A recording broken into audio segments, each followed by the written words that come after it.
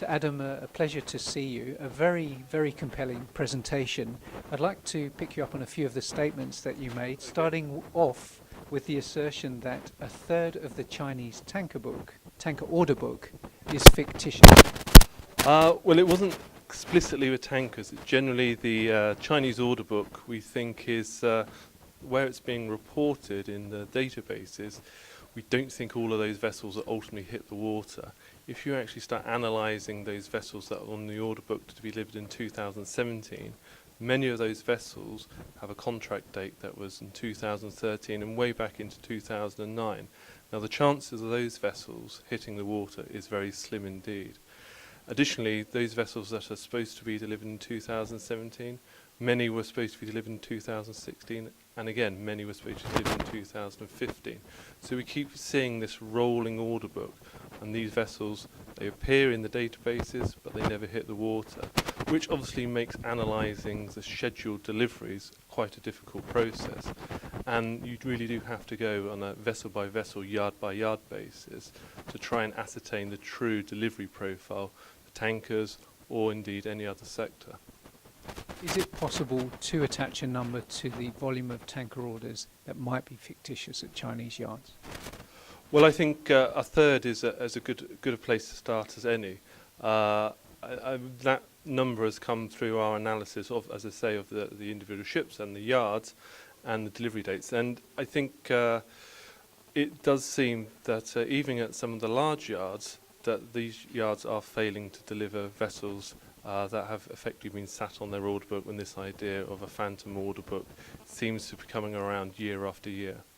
Perhaps on a more optimistic note, you also said that China will be successful in diversification, and you envisage that by 2019 it will be building more tankers, including gas carriers. Yes, I think that's certainly the case. We've seen the sort of Chinese trying increasingly to diversify away from dry bulk vessels. Obviously, in the shipbuilding process, dry bulk vessels are usually the vessels that yards cut their teeth on, and then they try and move up through the value chain. We think that because we're seeing a lot of consolidation and a lot of the large state yards are sort of combining with their expertise, that we will increasingly see Chinese yards taking tanker orders out towards the end of this decade, and will displace bulkers as one of the primary orders being placed at Chinese yards. I think what we'll also see over the next 3 to 4 years is a lot better track record being achieved by these yards. Obviously, nobody wants to go and order a tanker at a Chinese yard and then there to be an issue with that vessel. But as we see more tankers coming out of the Chinese yards, that's going to give yards a track record, and owners are going to feel a lot more comfortable placing orders at Chinese yards. You made the point that China, unlike Japan, can't rely on domestic orders to secure its future, and you modelled some different scenarios as to how it might ensure the next 3 years. Yes, well, obviously China is probably one of the only countries that can sort of make huge changes in policy overnight. And one of the scenarios that we did model was to assume that China forcibly caused all their Chinese owners to scrap tonnage over 20 years old.